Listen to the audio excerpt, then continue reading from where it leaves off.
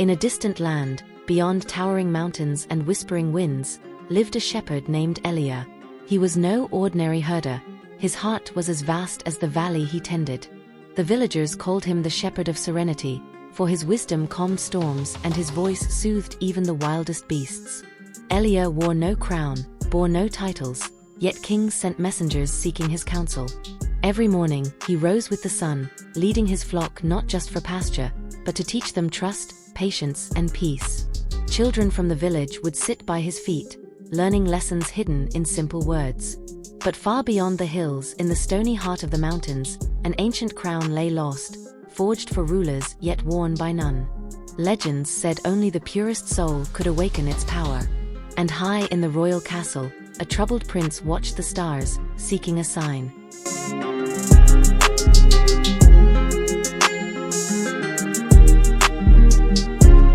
Prince Kale, heir to the throne of Eldenrock, was restless.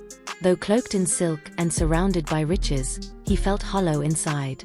A king must be wise, his father once said, not just crowned.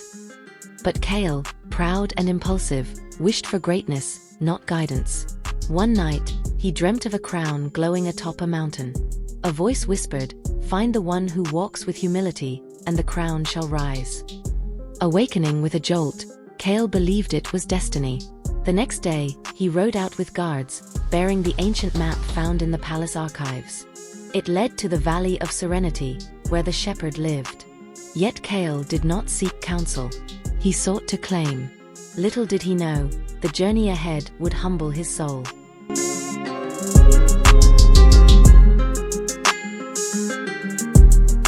Kale thundered into the valley, dust trailing his heels. Villagers bowed, startled by the royal insignia. But Elia remained seated under an old willow, whittling wood. "You are the shepherd?" Kale demanded. Elia looked up and smiled. "I am he. I seek the lost crown of Eldenrock. Tell me where it lies," Kale commanded. Elia stood slowly. To find what is lost, one must first lose what he clings to. Kale frowned. "Speak clearly, old man." "Very well," Elia said, handing Kale a stone. "Hold this for 3 days. Do not drop it. Return if you succeed." Furious, Kale snatched the stone and left. Yet as he rode off, the stone grew heavier with each hour, whispering doubts into his mind. Wisdom, it seemed, had begun its silent work.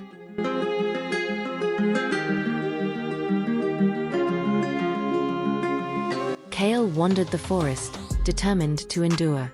The stone, once light, now felt like iron. Each step grew harder, not from burden, but from pride. He refused to ask for help. On the second night, he dropped it in exhaustion. A soft breeze whispered, "Only empty hands may receive wisdom." Frustrated, he returned to Elia. "Your test is foolish," he shouted. Elia simply replied, "Then you are not ready." Kale stormed off, but deep inside, a seed had been planted. He began helping villagers as he waited, carrying water, mending fences, feeding animals. He listened to stories and shared laughter. The valley, in its gentleness, taught what no crown ever could. And slowly, the stone in his soul began to lighten.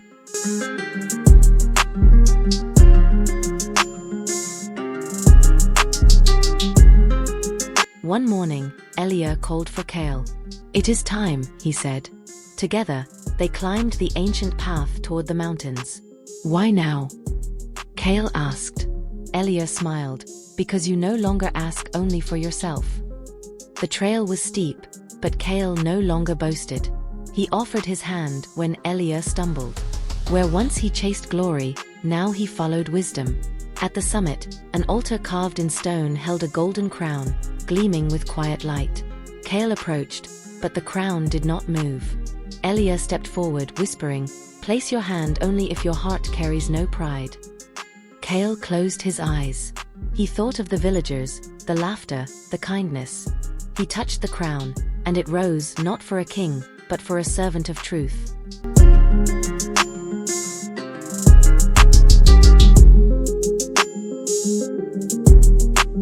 The crown hovered, pulsing with light.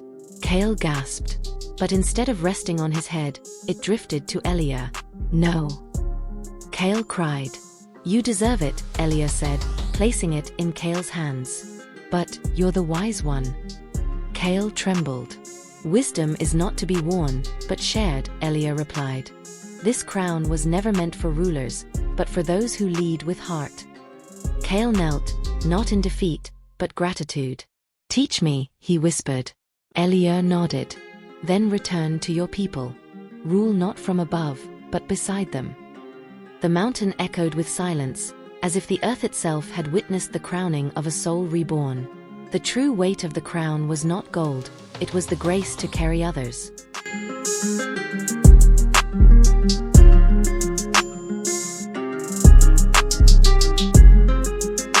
Kale returned, not on a chariot, but walking beside villagers. He wore no jewels, only a shepherd's cloak. He built schools, planted trees, and welcomed the poor into palace halls. The people whispered, "Our prince has changed." He held the crown only during festivals, letting children touch it, laugh, and dance. "A king," he said, "is one who serves first." And beside him stood Elia, now his closest guide.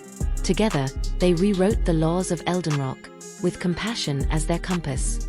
The kingdom flourished not by sword, but by soul.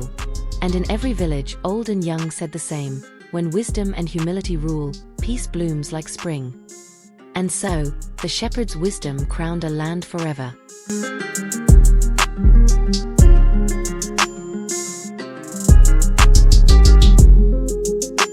Years passed, and Kale, now a father, sat beneath the great wisdom tree, planted where Elia was buried.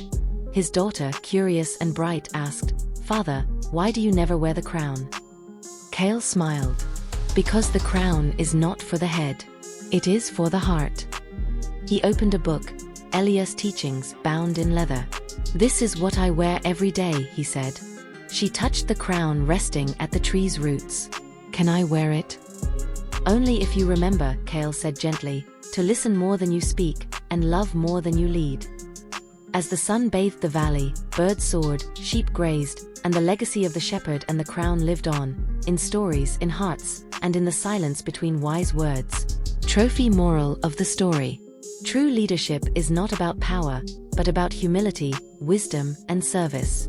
The crown belongs not to the proud, but to the kind.